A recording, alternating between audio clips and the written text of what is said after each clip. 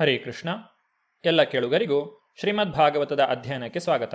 ಶ್ರೀಮದ್ ಭಾಗವತದ 8ನೆಯ ಸ್ಕಂದದಲ್ಲಿ ಬಲಿಮಹಾರಾಜನು ತನ್ನ ಸರ್ವಸ್ವವನ್ನು ವಾಮನದೇವನಿಗೆ ಅರ್ಪಿಸಿದ ವಿಚಾರವಾಗಿ ನಾವು ತಿಳಿದುಕೊಳ್ಳುತ್ತಿದ್ದೇವೆ. ಬಲಿಮಹಾರಾಜನು ಭಗವಂತನ ಸ್ತುತಿಯನ್ನು ಮಾಡುತ್ತಿದ್ದಾಗಲೇ ಅಲ್ಲಿ ಪ್ರಹ್ಲಾದ ಮಹಾರಾಜನು ಕಾಣಿಸಿಕೊಂಡನು. ಪ್ರಹ್ಲಾದ ಮಹಾರಾಜನು ಬಲಿಮಹಾರಾಜನ ಕಾರ್ಯದಿಂದ ಬಹಳಷ್ಟು ಸಂತುಷ್ಟನಾಗಿದ್ದನು.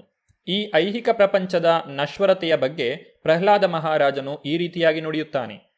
ಐಹಿಕ ಸಿರಿ ಸಂಪದವು ಎಷ್ಟು ಭ್ರಮಾತ್ಮಕವಾದದ್ದೆಂದರೆ ಅದು ಜ್ಞಾನಿಯನ್ನು ಮತ್ತು ಸಂಯಮಿಯನ್ನು ಆತ್ಮಸಾಕ್ಷಾತ್ಕಾರದ ಗುರಿಯ ಅನ್ವೇಷಣೆಯಿಂದ ದಿಕ್ಕು ತಪ್ಪಿಸುತ್ತದೆ. ಈ ಬ್ರಹ್ಮಾಂಡದ ಪ್ರಭುವಾದ ನಾರಾಯಣನು ಸಕಲವನ್ನೂ ತನ್ನ ಇಚ್ಛಾಬಲದಿಂದ ನೋಡಲು ಶಕ್ತನು. ಆದ್ದರಿಂದ ಅವನಿಗೆ ನನ್ನ ಗೌರವಪೂರ್ವಕ ನಮಸ್ಕಾರಗಳನ್ನು ಸಲ್ಲಿಸುತ್ತೇನೆ. ಜೀವಿಯು ಐಹಿಕ ಸಿರಿ ಸಂಪದದ ಸುಳ್ಳು ಪ್ರತಿಷ್ಠೆಯಿಂದ ಗರ್ವಿತನಾಗಿದ್ದಲ್ಲಿ ಖಂಡಿತವಾಗಿಯೂ ಆತ್ಮಸಾಕ್ಷಾತ್ಕಾರದ ಗುರಿಯನ್ನು ಮರೆಯುತ್ತಾನೆ. ಇದು ಆಧುನಿಕ ಪ್ರಪಂಚದ ಸ್ಥಿತಿ. ಐಹಿಕ ಸಿರಿ ಸಂಪದದಲ್ಲಿ ವೈಜ್ಞಾನಿಕ ಸುಧಾರಣೆಗಳೆನ್ನಲಾದ ಬೆಳವಣಿಗೆಗಳಿಂದಾಗಿ ಜನರು ಆತ್ಮಸಾಕ್ಷಾತ್ಕಾರದ ಮಾರ್ಗವನ್ನು ಸಂಪೂರ್ಣವಾಗಿ ತ್ಯಜಿಸಿದ್ದಾರೆ. ಯಾರೊಬ್ಬರಿಗೂ ದೇವರಲ್ಲಿ ಆಸಕ್ತಿ ಇಲ್ಲ, ದೇವರ ಜೊತೆ ತನ್ನ ಸಂಬಂಧದ ಬಗ್ಗೆ ಕಾಳಜಿ ಇಲ್ಲ, ಅಥವಾ ಹೇಗೆ ನಡೆದುಕೊಳ್ಳಬೇಕೆಂಬುದೂ ತಿಳಿಯದು. ಐಹಿಕ ಸಿರಿ ಸಂಪದದ ಒಡೆತನದಿಂದಾಗಿ ಹುಚ್ಚರಾಗಿರುವ ಜನರು ಇಂತಹ ಪ್ರಶ್ನೆಗಳನ್ನೇ ಮರೆತಿದ್ದಾರೆ. ಆಧುನಿಕ ಮಾನವ ಇಂತಹ ಪ್ರಶ್ನೆಗಳನ್ನೆಲ್ಲ ಮರೆತಿದ್ದಾನೆ, ಏಕೆಂದರೆ ಅವನಿಗೆ ಐಹಿಕ ಸಿರಿ ಸಂಪದದ ಒಡೆತನದ ಹುಚ್ಚು.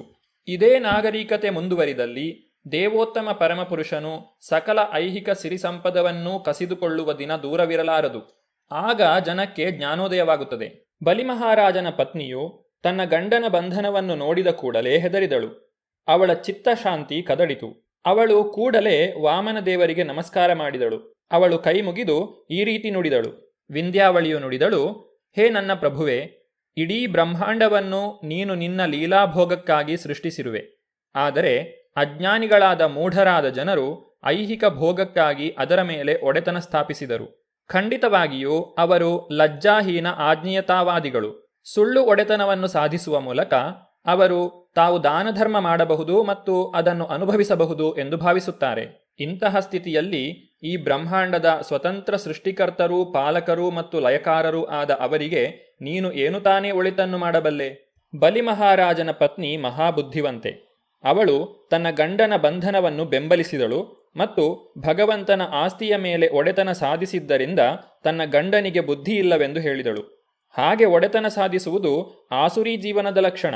ಭಗವಂತನಿಂದ ಲೋಕಪಾಲನೆಗಾಗಿ ನೇಮಕಗೊಂಡ ದೇವತೆಗಳು ಐಹಿಕ ಸುಖಭೋಗಗಳಿಗೆ ಅಂಟಿಕೊಂಡಿದ್ದರೂ ಅವರು ಎಂದಿಗೂ ತಾವು ಬ್ರಹ್ಮಾಂಡದ ಒಡೆಯರೆಂದು ಹೇಳುವುದಿಲ್ಲ.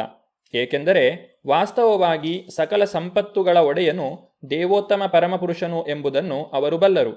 ಇದು ದೇವತೆಗಳ ಅರ್ಹತೆ. ಆದರೆ ಅಸುರರು ದೇವೋತ್ತಮ ಪರಮಪುರುಷ ಭಗವಂತನ ಈ ಪ್ರತ್ಯೇಕ ಒಡೆತನವನ್ನು ಒಪ್ಪಿಕೊಳ್ಳುವುದರ ಬದಲು ರಾಷ್ಟ್ರೀಯತೆಯ ಗೆರೆ ಎಳೆಯುವ ಮೂಲಕ ಬ್ರಹ್ಮಾಂಡದ ಒಡೆಯರು ತಾವೇ ಎಂದು ಸಾಧಿಸುತ್ತಾರೆ. ಈ ಭಾಗ ನನ್ನದು, ಆ ಭಾಗ ನಿನ್ನದು ಎಂದು ಹೇಳುತ್ತಾರೆ. ಇವೆಲ್ಲ ಆಸುರಿ ಕಲ್ಪನೆಗಳು. ಇದನ್ನು ಭಗವದ್ಗೀತೆಯಲ್ಲಿ ಈ ರೀತಿಯಾಗಿ ವರ್ಣಿಸಲಾಗಿದೆ. ಇದಮದ್ಯ ಮಯಾ ತಬ್ಧಂ ಇಮಂ ಪ್ರಾಪ್ಸ್ಯೆ ಮನೋರಥಂ. ಇಲ್ಲಿಯವರೆಗೆ ನಾನು ಇಷ್ಟೊಂದು ಭೂಮಿಯನ್ನು ಸಂಪಾದಿಸಿದ್ದೇನೆ, ಈಗ ಇದಕ್ಕೆ ಇನ್ನೂ ಹೆಚ್ಚು ಹೆಚ್ಚು ಸೇರಿಸುತ್ತಾ ಹೋಗಬೇಕು. ಈ ರೀತಿ ನಾನು ಸಕಲ ಸೊತ್ತುಗಳ ಪ್ರಭುವಾಗುತ್ತೇನೆ. ನನ್ನೊಂದಿಗೆ ಯಾರು ತಾನೇ ಸ್ಪರ್ಧಿಸಿಯಾರು?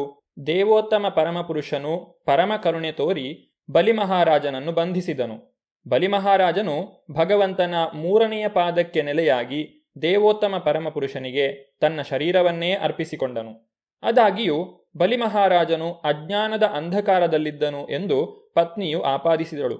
ವಾಸ್ತವವಾಗಿ ಶರೀರವು ಅವನಿಗೆ ಸೇರಿದ್ದಲ್ಲ.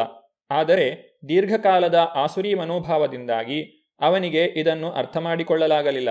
ದಾನ ಕೊಡುವ ವಚನವನ್ನು ಈಡೇರಿಸುವುದರಲ್ಲಿ ಅಸಮರ್ಥನಾಗಿ ಅಪಖ್ಯಾತಿಗೊಳಗಾದ ತಾನು ಈ ಶರೀರ ತನ್ನದೇ ಆದ್ದರಿಂದ ಅದನ್ನು ನೀಡುವ ಮೂಲಕ ಅಪಖ್ಯಾತಿಯಿಂದ ಪಾರಾಗಬಹುದು ಎಂದು ಭಾವಿಸಿದನು. ಆದರೆ ಶರೀರ ಯಾರಿಗೂ ಸೇರಿದ್ದಲ್ಲ.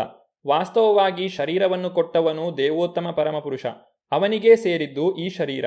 ಭಗವದ್ಗೀತೆಯಲ್ಲಿ ಹೇಳಿರುವಂತೆ ಈಶ್ವರ ಸರ್ವಭೂತಾನಾಂ ಹೃದ್ದೇಶೇ ಅರ್ಜುನ ತಿಷ್ಠತಿ ಭ್ರಾಮಯನ್ ಸರ್ವಭೂತಾನಿ ಯಂತ್ರಾರೂಢಾನಿ ಮಾಯಯ.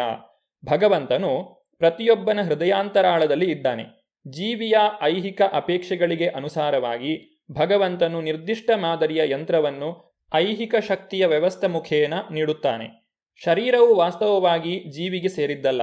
ಅದು ದೇವೋತ್ತಮ ಪರಮಪುರುಷನಿಗೆ ಸೇರಿದ್ದು. ಇಂತಹ ಪರಿಸ್ಥಿತಿಯಲ್ಲಿ ಬಲಿ ಮಹಾರಾಜನು ಶರೀರವು ತನಗೆ ಸೇರಿದ್ದೆಂದು ಹೇಗೆ ತಾನೇ ಹೇಳಲು ಸಾಧ್ಯ? ಹೀಗೆ ಬಲಿ ಮಹಾರಾಜನ ಪತ್ನಿಯಾದ ಬುದ್ಧಿವಂತೆ ವಿಂಧ್ಯಾವಳಿಯು ಭಗವಂತನ ಕರುಣೆಯಿಂದ ಬಿಡುಗಡೆಗೆ ಪ್ರಾರ್ಥಿಸಿದಳು. ಇಲ್ಲವಾದಲ್ಲಿ ಬಲಿ ಮಹಾರಾಜನು ಲಜ್ಜೆಗೆಟ್ಟ ರಾಕ್ಷಸ ಹೊರತು ಬೇರೇನೂ ಅಲ್ಲ. ದೇವೋತ್ತಮ ಪರಮಪುರುಷನ ಆಸ್ತಿಯ ಮೇಲೆ ಒಡೆತನ ಸಾಧಿಸುವಂತಹ ಮೂರ್ಖನಾಗಿದ್ದಾನೆ ಅವನು. ಬ್ರಹ್ಮದೇವನು ನುಡಿದನು, ಸಕಲ ಜೀವಿಗಳ ಹಿತಚಿಂತಕನೂ ಒಡೆಯನೂ ಆದ ಸಕಲ ದೇವತೆಗಳ ಆರಾಧ್ಯ ದೈವವಾದ ಹೇ ಸರ್ವವ್ಯಾಪಿ ದೇವೋತ್ತಮ ಪರಮಪುರುಷನೇ, ಈ ಮನುಷ್ಯನನ್ನು ಸಾಕಷ್ಟು ದಂಡಿಸಿರುವಿ.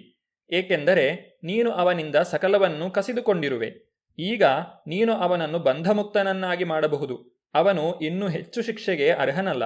ಪ್ರಹ್ಲಾದ ಮಹಾರಾಜ ಮತ್ತು ವಿಂಧ್ಯಾವಳಿ ಬಲಿ ಮಹಾರಾಜನಿಗೆ ಕ್ಷಮೆ ಕರುಣೆ ತೋರುವಂತೆ ಭಗವಂತನ ಮೊರೆ ಹೊಕ್ಕಿದ್ದನ್ನು ಕಂಡ ಬ್ರಹ್ಮದೇವನೂ ಈ ಮೊರೆಯಲ್ಲಿ ಅವರ ಜೊತೆ ದನಿಗೂಡಿಸಿದನು.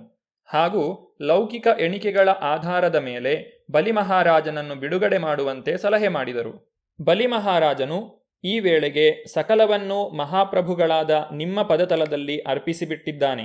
ಕಿಂಚಿತ್ತೂ ಹಿಂಜರಿಯದೆ ತನ್ನ ಭೂಮಿ, ತನ್ನ ಲೋಕ ಹಾಗೂ ತನ್ನ ಪುಣ್ಯ ಕಾರ್ಯಗಳಿಂದ ಸಂಚಯಿಸಿದ ಸಕಲವನ್ನು, ಸ್ವಂತ ಶರೀರವನ್ನು ನಿಮಗೆ ಅರ್ಪಿಸಿದ್ದಾನೆ. ಮನೋವಂಚಕರಲ್ಲದವರು ನಿನ್ನ ಪಾದಕಮಲಗಳಿಗೆ ಪವಿತ್ರ ಜಲ, ಗರಿಕೆ, ಅರಳುತ್ತಿರುವ ಪುಷ್ಪಗಳನ್ನು ಅರ್ಪಿಸಿ ಆಧ್ಯಾತ್ಮಿಕ ಲೋಕದಲ್ಲಿ ಘನತೆವೆತ್ತ ಸ್ಥಾನಮಾನಗಳನ್ನು ಹೊಂದುತ್ತಾರೆ. ಈ ಬಲಿ ಮಹಾರಾಜ ಯಾವುದೇ ವಂಚನೆ ಇಲ್ಲದೆ, ದ್ವಂದ್ವವಿಲ್ಲದೆ 3 ಲೋಕಗಳಲ್ಲಿರುವ ಸರ್ವಸ್ವವನ್ನೂ ಅರ್ಪಿಸಿದ್ದಾನೆ. ಹೀಗಿರುವಾಗ ಅವನು ಬಂಧನದ ಯಾತನೆಗೆ ಹೇಗೆ ಅರ್ಹನು? ಭಗವದ್ಗೀತೆಯಲ್ಲಿ ಹೇಳಿರುವಂತೆ, ಪತ್ರಂ ಪುಷ್ಪಂ ಫಲಂ ತೋಯಂ ಯೋಮೇ ಭಕ್ತ್ಯಾ ಪ್ರಯಚ್ಛತಿ ತದಹಂ ಭಕ್ತಿ ಉಪಹೃತಂ ಅಶ್ನಾಮಿ ಪ್ರಯತಾತ್ಮನಃ. ದೇವೋತ್ತಮ ಪರಮಪುರುಷನು ಎಷ್ಟು ಕರುಣಾಮಯಿ ಎಂದರೆ, ಅಸಂಸ್ಕೃತನಾದವನು ಭಕ್ತಿಶ್ರದ್ಧೆಗಳಿಂದ ನಿರ್ವಂಚನೆಯಾಗಿ ಭಗವಂತನ ಪಾದಪದ್ಮಗಳಲ್ಲಿ ಜಲ, ಫಲ, ಪುಷ್ಪ ಅಥವಾ ಒಂದು ಎಲೆಯನ್ನು ಅರ್ಪಿಸಿದಲ್ಲಿ ಅವನು ಅದನ್ನು ಸ್ವೀಕರಿಸುತ್ತಾನೆ. ಆಗ ಭಕ್ತನು ಆಧ್ಯಾತ್ಮಿಕ ಲೋಕವಾದ ವೈಕುಂಠಕ್ಕೆ ಸದ್ಗತಿಯನ್ನು ಹೊಂದುವನು. ಬ್ರಹ್ಮನು ಈ ವಿಷಯದತ್ತ ಭಗವಂತನ ಗಮನ ಸೆಳೆದು 3 ಲೋಕಗಳಲ್ಲಿ ತಾನು ಏನೆಲ್ಲ ಹೊಂದಿದ್ದನೋ ಅದೆಲ್ಲವನ್ನೂ ಅರ್ಪಿಸಿ ವರುಣನ ಪಾಶಗಳ ಬಂಧನದಿಂದ ಬಾಧೆ ಪಡುತ್ತಿರುವ ಬಲಿ ಮಹಾರಾಜನ ಬಿಡುಗಡೆಗೆ ಪ್ರಾರ್ಥಿಸಿದನು. ದೇವೋತ್ತಮ ಪರಮಪುರುಷನು ನುಡಿದನು, ನನ್ನ ಪ್ರೀತಿಯ ಬ್ರಹ್ಮನೇ, ಐಹಿಕ ಸಿರಿಸಂಪದಗಳಿಂದಾಗಿ ಮೂರ್ಖಮಾನವನು ಮಂದಮತಿಯೂ ಹುಚ್ಚನೂ ಆಗುತ್ತಾನೆ. ಹೀಗಾಗಿ ಅವನು 3 ಲೋಕಗಳಲ್ಲಿ ಯಾರನ್ನೂ ಗೌರವಿಸುವುದಿಲ್ಲ. ಜೊತೆಗೆ ನನ್ನ ಅಧಿಕಾರ ಪ್ರಾಮಾಣ್ಯರನ್ನೂ ಉಲ್ಲಂಘಿಸುತ್ತಾನೆ. ಅಂತಹ ವ್ಯಕ್ತಿಗೆ ಮೊದಲು ನಾನು ಅವನ ಒಡೆತನದಲ್ಲಿರುವ ಸಕಲವನ್ನೂ ವಶಪಡಿಸಿಕೊಳ್ಳುವುದರ ಮೂಲಕ ವಿಶೇಷ ಅನುಗ್ರಹವನ್ನು ತೋರುತ್ತೇನೆ. ಸಿರಿ ಸಂಪದಗಳಲ್ಲಿ ಐಹಿಕ ಅಭ್ಯುದಯ ಸಾಧಿಸಿದ ಪರಿಣಾಮವಾಗಿ ದೈವಹೀನವಾದ ಅಥವಾ ನಾಸ್ತಿಕವಾದ ನಾಗರಿಕತೆಯು ಬಲು ಅಪಾಯಕಾರಿಯಾದದ್ದು. ಸಮೃದ್ಧವಾದ ಸಿರಿಸಂಪದಗಳಿಂದಾಗಿ ಲೌಕಿಕನು ಎಷ್ಟು ಗರ್ವಿಷ್ಠನಾಗುತ್ತಾನೆಂದರೆ ಅವನು ಯಾರನ್ನೂ ಗೌರವಿಸುವುದಿಲ್ಲ. ಕೊನೆಗೆ ದೇವೋತ್ತಮ ಪರಮಪುರುಷನ ಅಧಿಕಾರ ಪ್ರಾಮಾಣ್ಯವನ್ನೂ ಅಂಗೀಕರಿಸುವುದಿಲ್ಲ. ಇಂತಹ ಮನೋಭಾವದ ಫಲವು ಖಂಡಿತವಾಗಿಯೂ ಬಲು ಅಪಾಯಕಾರಿಯಾದದ್ದು. ವಿಶೇಷ ಅನುಗ್ರಹ ತೋರಲು ಭಗವಂತನು ಕೆಲವೊಮ್ಮೆ ಸಕಲ ಸಿರಿಸಂಪದಗಳಿಂದ ವಂಚಿತನಾದ ಬಲಿ ಮಹಾರಾಜನಂತಹವನ ನಿದರ್ಶನವನ್ನು ಎತ್ತಿ ತೋರುತ್ತಾನೆ. ತನ್ನ ಕಾಮ್ಯಕರ್ಮಗಳಿಂದಾಗಿ ವಿವಿಧ ಜೀವಜಾತಿಗಳಲ್ಲಿ ಜನನ ಮರಣಗಳ ಚಕ್ರದಲ್ಲಿ ಸುತ್ತುವ ಅಸ್ವತಂತ್ರ ಜೀವಿಯು ಸುದೈವದಿಂದಾಗಿ ಮಾನವ ಜನ್ಮವನ್ನು ಎತ್ತಬಹುದು. ಮಾನವ ಜನ್ಮವು ಬಹಳ ದುರ್ಲಭವಾದದ್ದು. ದೇವೋತ್ತಮ ಪರಮಪುರುಷನು ಸಂಪೂರ್ಣ ಸ್ವತಂತ್ರನು. ಆದ್ದರಿಂದ ಜೀವಿಯು ಸಿರಿಸಂಪದವನ್ನು ಕಳೆದುಕೊಳ್ಳುವುದು ಅವನ ಮೇಲೆ ಭಗವಂತನು ದಯತೋರಿದ ಲಕ್ಷಣವೆಂಬುದು ಎಲ್ಲ ಕಾಲಕ್ಕೂ ಸಲ್ಲುವ ಸಂಗತಿಯಲ್ಲ. ಭಗವಂತನು ತನ್ನಿಚ್ಛೆಯಂತೆ ವರ್ತಿಸಬಹುದು. ಅವನು ಜೀವಿಯ ಸಿರಿಸಂಪದವನ್ನು ಕಸಿದುಕೊಳ್ಳಬಹುದು, ಕಸಿದುಕೊಳ್ಳದೆಯೂ ಇರಬಹುದು. ನಾನಾ ರೀತಿಯ ಜೀವರೂಪರಾಶಿಗಳಿವೆ. ಭಗವಂತನು ಸಂದರ್ಭಾನುಸಾರ ಅವರವರ ಯೋಗ್ಯತೆಗೆ ಅನುಗುಣವಾಗಿ ವರ್ತಿಸುತ್ತಾನೆ ಮತ್ತು ಆಯ್ಕೆ ಮಾಡುತ್ತಾನೆ. ಸಾಮಾನ್ಯವಾಗಿ ಮಾನವ ಜನ್ಮವು ಬಲು ಹೊಣೆಗಾರಿಕೆಯುಳ್ಳ ಜನ್ಮವೆಂದು ಅರ್ಥ ಮಾಡಿಕೊಳ್ಳಬೇಕು. ಪುರುಷ ಪ್ರಕೃತಿಸ್ಥೋ ಹಿ ಭುಂಕ್ತೆ ಪ್ರಕೃತಿಜಾನ್ ಗುಣಾನ್ ಕಾರಣಂ ಗುಣಸಂಗೋಸ್ಯ ಸದಾಸದ್ ಯೋನಿ ಜನ್ಮಸು. ಐಹಿಕ ಪ್ರಕೃತಿಯಲ್ಲಿರುವ ಜೀವಿಯು ತ್ರಿವಿಧ ಪ್ರಕೃತಿ ಗುಣಗಳನ್ನು ಅನುಭವಿಸುತ್ತಾ ಜೀವನ ಮಾರ್ಗದಲ್ಲಿ ನಡೆಯುತ್ತಾನೆ. ಇದು ಐಹಿಕ ಪ್ರಕೃತಿಯೊಂದಿಗೆ ಅವನ ಸಾಹಚರ್ಯದಿಂದಾಗಿ ಉಂಟಾಗಿರುವಂತಹದ್ದು. ಹೀಗೆ ಅವನು ನಾನಾ ಜೀವಜಾತಿಗಳಲ್ಲಿ ಜನಿಸಿ ಒಳ್ಳೆಯದು ಮತ್ತು ಕೆಟ್ಟದ್ದನ್ನು ಕಾಣುತ್ತಾನೆ. ಜನನ ಮರಣಗಳ ಚಕ್ರದಲ್ಲಿ ಅನೇಕ ಜೀವಜಾತಿಗಳಲ್ಲಿ ಹುಟ್ಟುತ್ತಾ ಸಾಯುತ್ತಾ ಜೀವಿಯು ಮಾನವ ಜನ್ಮ ಎತ್ತುವ ಅವಕಾಶವನ್ನು ಪಡೆಯುತ್ತಾನೆ. ಮಾನವನು, ವಿಶೇಷವಾಗಿ ನಾಗರಿಕ ಅಥವಾ ಸುಸಂಸ್ಕೃತ ರಾಷ್ಟ್ರಕ್ಕೆ ಸೇರಿದ ಮಾನವನು ತನ್ನ ಕಾರ್ಯಚಟುವಟಿಕೆಗಳಲ್ಲಿ ತುಂಬ ಹೊಣೆಗಾರಿಕೆಯಿಂದ ವರ್ತಿಸಬೇಕು. ಅವನು ಮುಂದಿನ ಜನ್ಮದಲ್ಲಿ ಅವನತಿಯ ಅಪಾಯಕ್ಕೆ ಗುರಿಯಾಗಬಾರದು. ಏಕೆಂದರೆ ದೇಹವು ಬದಲಾಗುವುದರಿಂದ ನಾವು ಬಹಳ ಎಚ್ಚರಿಕೆಯಿಂದ ಇರಬೇಕು. ಜೀವನದ ನಿಜವಾದ ಗುರಿಯನ್ನು ತಿಳಿಯುವುದೇ, ಜೀವನದ ಸದುಪಯೋಗ ಪಡಿಸಿಕೊಳ್ಳುವುದೇ ಕೃಷ್ಣಪ್ರಜ್ಞೆಯ ಉದ್ದೇಶ. ಮೂರ್ಖ ಜೀವಿಯು ಎಲ್ಲ ನಿಯಂತ್ರಣಗಳಿಂದ ತಾನು ಸ್ವತಂತ್ರ ಎಂದು ಘೋಷಿಸುತ್ತಾನೆ. ಆದರೆ ವಾಸ್ತವವಾಗಿ ಅವನು ಸ್ವತಂತ್ರನಲ್ಲ.